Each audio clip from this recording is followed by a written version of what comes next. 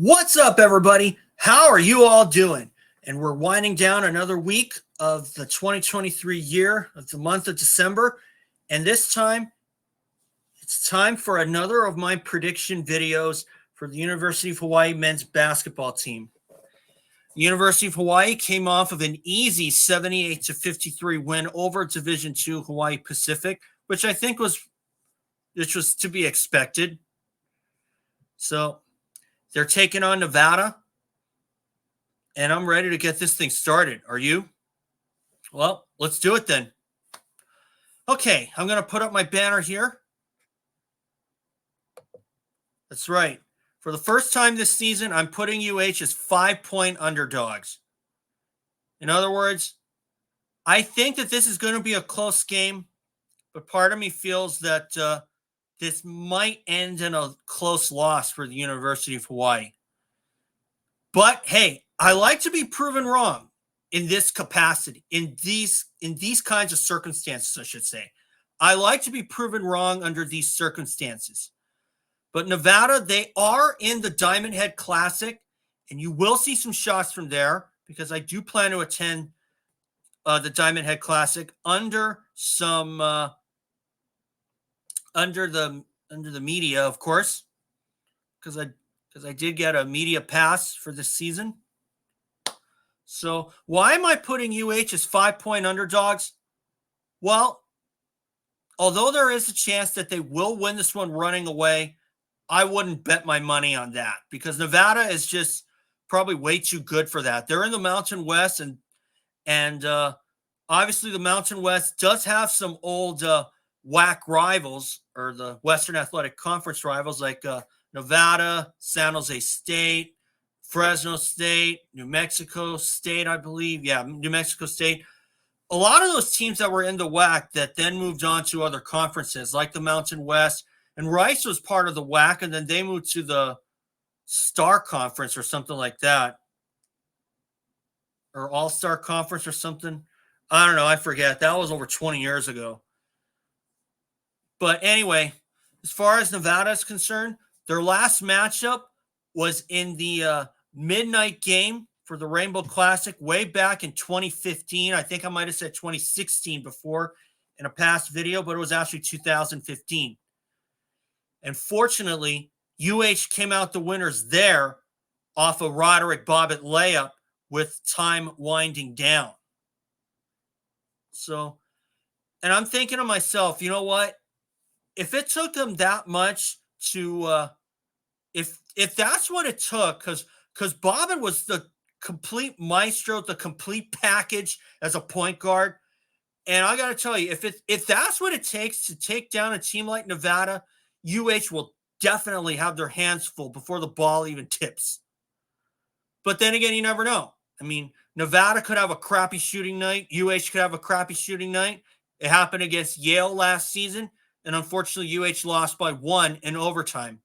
And I think we would have won that one going away if we didn't lose Juan Munoz. But anyway, sorry, guys, I'm looking at a desktop here. I was looking at Nevada's roster, and they got a bunch of guys that are not scrappy by chance. They have to be on the lookout for 2 guys in particular that are really thinking that, or I should say, have gotten me thinking that if those guys have really good games, if UH comes out the winners, it'll be by the skin of their teeth. First guy I'm looking at is Jared Lucas, or Jared Lucas. I'm not sure how you say it. But anyway, in the last 5 games, that guy's had 10 points or more and has hit 20 in one game. And they've lost, and they ended up losing their first game of the season against Drake. And Drake is an unbelievably good team. I don't know what conference they're in, but still, to lose to a team like Drake, that's proof that East Coast has got a lot of good hammers. Has got a lot of good teams.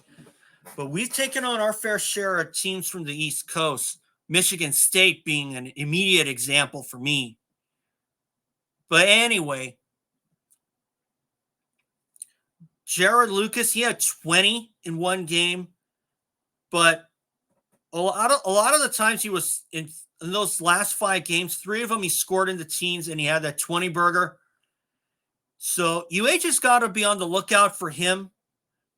I fully expect him to be a legitimate guard because that's what he is. He's one of their guards, and I look at him as a quality shooter.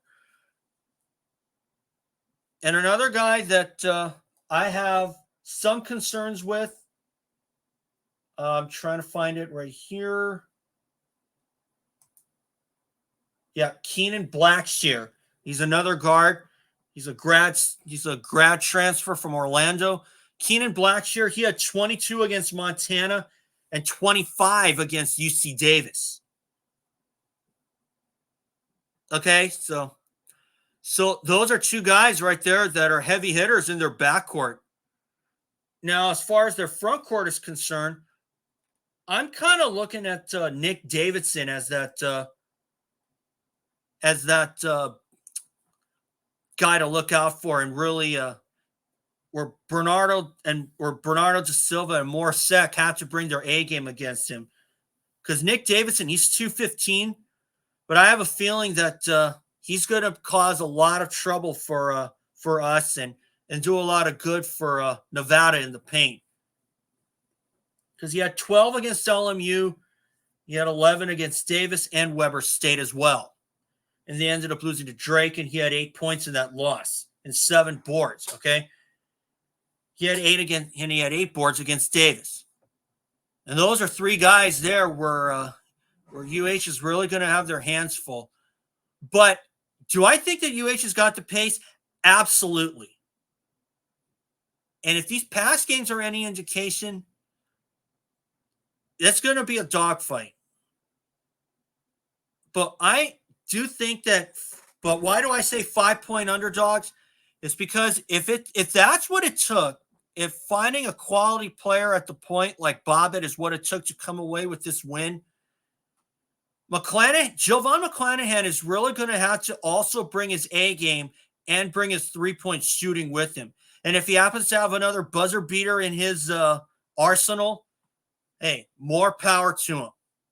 But I guess we'll see what happens. I mean, you never know what can happen. I mean, I look at, 2 seasons ago in conference play where we had that game against in our conference home opener against UC Irvine. UH won that one going away, and to top that off, they pulled off a turnover-free second half. They had 8 turnovers for the game, all in the first half. Okay, and a win by 24 over UC Irvine, I believe. I believe it was 24. But still, that's a big statement. And if UH can come out with really low turnover numbers in both halves against a team like Nevada, I think they're going to make a big statement. And that's going to prove to me that they got what it takes in conference play. Do I think we're going to face Nevada again in the Diamond Head Classic? Probably not. But then again, there is that possibility. The only way we can do that is if we win the first round and the second round. And then we face them in the championship game. But the Diamond Head Classic, if UH is going to repeat that, that's easier said than done. But quite frankly, I'd be happier if they were just in the winner's bracket. That's all I'm looking at. If they can repeat, more power to UH. So anyway, guys, I hope that UH can prove me wrong. But they've done the impossible. I mean, nobody thought that UH would have an easy route against Michigan State back in 2005, where most of their players went down to cramps because of all the heat. And Michigan State, obviously, they're in the East Coast where it's very, very cold there, maybe in minus 10-degree weather. But I guarantee you, if the shoe's on the other foot, Hawaii may not have a fighting chance against them. But then you never know. I mean, then again, UH has not really traveled to the East Coast, as far as I know anyway. Maybe not since the WAC days, because Louisiana Tech, they were in the they were in the WAC, and then they got into another conference. So that's probably the furthest east that UH has gone. I mean, Louisiana. So anyway, guys, that's all for today. And remember, subscribe. I will see you all for that game. You will see some shots from that game. And remember, subscribe if you want to see more of these prediction videos, recaps from the games, or even some of my press your luck games. The only thing you have to do is hit the subscribe button. I got my channel remonetized on December 1st, and I want to be able to keep it. And the only way I can keep it is with your help, is if you hit the subscribe button, because that's how the algorithm judges you. So anyway, guys, thanks for watching. We'll see what happens on Sunday, and we'll see what happens on Sunday, and I'll see you all then. So thanks, guys. Later.